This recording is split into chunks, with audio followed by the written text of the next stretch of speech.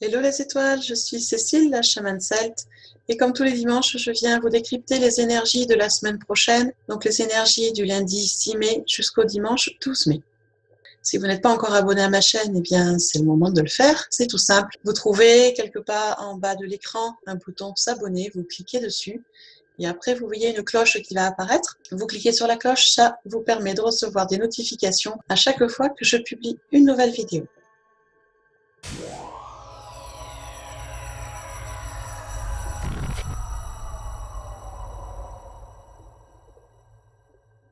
Pour le décryptage des énergies de la semaine prochaine, je me sers de mes capacités de canalisation, de runes et également de cartes de tarot, qui est celle-ci, le tarot de sagesse animale, qui nous suit depuis quelques semaines. Merveilleuse carte avec de merveilleux animaux totems.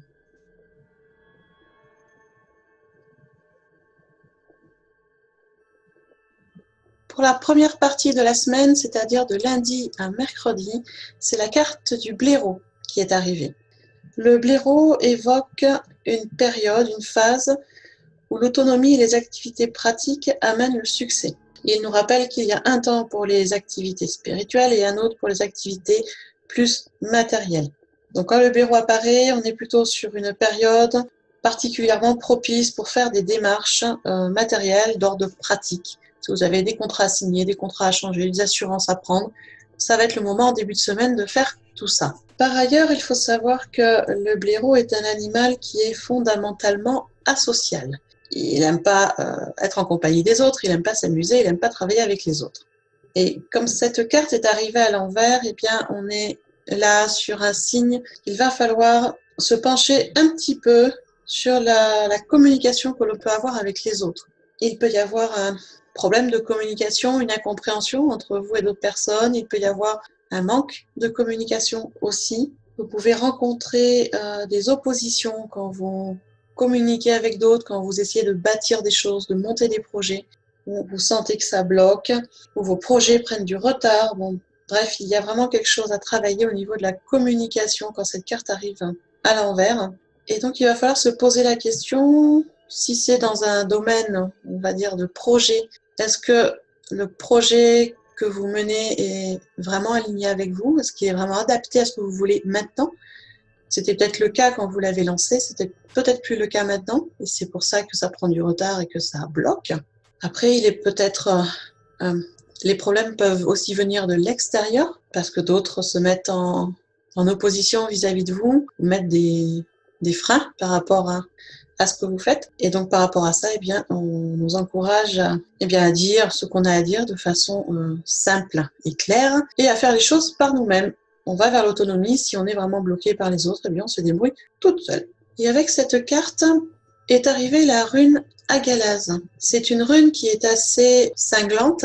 Elle est associée au froid, à la glace, à l'hiver. Donc c'est une rune qui est quand même assez forte au niveau de l'énergie. Elle représente l'inconscient, c'est-à-dire là où les pensées prennent forme. Et cette rune nous incite à découvrir le centre de nous-mêmes, à aller vraiment se recentrer, à aller voir à l'intérieur de nous qu'est-ce qu'il y a, à se connaître vraiment et à suivre sa propre nature, même si parfois cela veut dire aller à contre-courant de votre entourage, de vos amis, même de la société. Cette rune apparaît souvent, on a besoin de revoir complètement nos plans, que ce soit le plan de vie professionnel, plan de vie personnel, plan de vie amical, dans tous les domaines. Quand la rune Agalaz apparaît, il va falloir se recentrer, faire le point et revoir nos plans et nos objectifs. Donc vous voyez que les deux s'associent bien avec le blaireau qui nous demande de travailler à la communication et de revoir un peu nos projets et d'aller vers l'autonomie, et la Agalaz qui, pareil, nous demande de nous recentrer et de revoir aussi nos objectifs.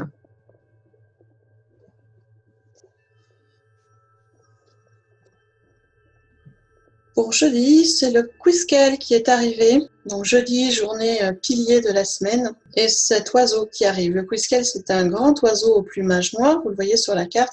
Ce que vous ne voyez pas, c'est qu'il a une très longue queue. Et également, ses plumes ont des reflets. Les plumes sont noires, mais ont des reflets en fonction de la lumière du jour. Donc les reflets sont très changeants. C'est un très très bel oiseau. Et quand il apparaît, il correspond à une mutation. Il y a quelque chose qui va changer dans votre environnement et également à une intensification des émotions.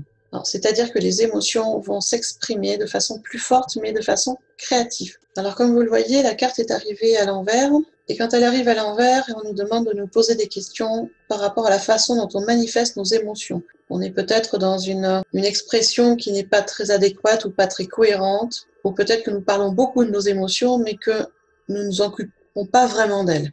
On nous incite donc pour la journée de jeudi, c'est vraiment à gérer nos émotions de façon constructive, de façon positive, pour ne pas se faire envahir, ce qui va permettre de poser, d'amener un relâchement des tensions et donc de pouvoir agir de façon sereine. Alors, cet oiseau du Quisquel est associé pour la journée de jeudi à la rune Pertro, qui est une rune liée à l'élément eau et à l'élément air. C'est une rune qui représente l'union du principe masculin et du principe féminin, c'est-à-dire l'aboutissement spirituel. Et c'est une rune qui nous amène plein de sagesse. Elle symbolise vraiment l'interaction entre le libre arbitre et les contraintes extérieures. Et elle nous enseigne qu'on peut affronter son destin en tirant le meilleur parti des cartes qui nous ont été offertes. Oui, on vient tous dans ce monde avec des cartes qui peuvent paraître des fois difficiles, pas toujours faciles à interpréter, mais on est arrivé avec ça, donc on a deux solutions, soit effectivement on se laisse porter par les cartes qui nous ont été données, même si elles ne nous conviennent pas, ou on décide de jouer différemment et de se servir de ces cartes de façon positive et constructive. Donc avec cette rune Pertro, on nous pousse à progresser, à avancer et à regarder les choses d'une façon différente, à ouvrir sa vision pour pouvoir tirer le meilleur parti de tout ce qui nous est offert par la vie.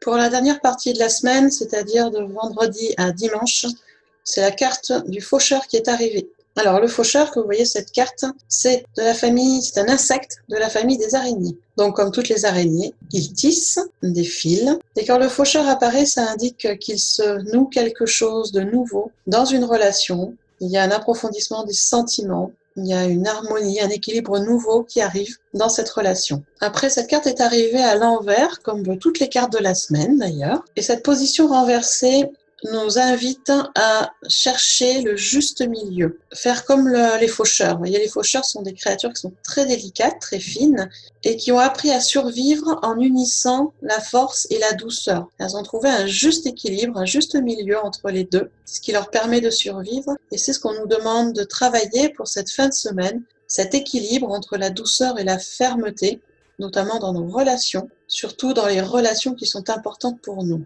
Et donc, bien sûr, il va falloir se poser un peu les questions sur ces relations et voir comment on peut harmoniser le tout. Avec cette carte du faucheur est arrivée la rune Manaz. C'est une rune qui est liée à l'élément air et terre. Et c'est une rune qui nous amène réflexion. Elle nous appelle en fait à être nous-mêmes, notre propre reflet, et non celui des autres. Donc, elle nous incite bien sûr à nous connaître, mais également à regarder les gens autour de nous, à voir comment les choses se passent et à rechercher une harmonie en soi, une harmonie avec les autres, une harmonie autour de nous. Et ça passe par un temps d'observation. Voilà, je vous ai fait le décryptage des énergies de la semaine prochaine. Vous voyez que dans l'ensemble, c'est relativement doux, toujours du travail à faire sur soi, des choses à avancer, à équilibrer. Mais dans l'ensemble, c'est assez tranquille. Si vous voulez en savoir plus sur ces cartes et sur ces runes, avoir plus de détails de ce qu'elles représentent de façon très précise, je vous invite à vous inscrire sur le Petit Mot Doux. C'est un mail que j'envoie gratuitement, donc le lundi, le jeudi et le vendredi matin. Vous le recevez très tôt, à 6 heures du matin. Et dans ce mail, je vous explique l'animal totem qui est apparu avec la carte. Je vous explique la rune de la période et je vous donne des conseils plus détaillés pour que vous puissiez appréhender au mieux ces périodes de la semaine. Pour vous inscrire, c'est tout simple. Il vous suffit d'aller dans le déroulé sous la vidéo. Vous trouvez un lien, vous inscrivez, c'est complètement gratuit. Je serai ravie de vous envoyer ce mail 3 fois par semaine. En attendant, eh bien, moi, je vous souhaite un bon dimanche, une belle journée de portail, une belle soirée de nouvelle lune. Oui, on a tout sur ce dimanche. Et je vous dis à la prochaine.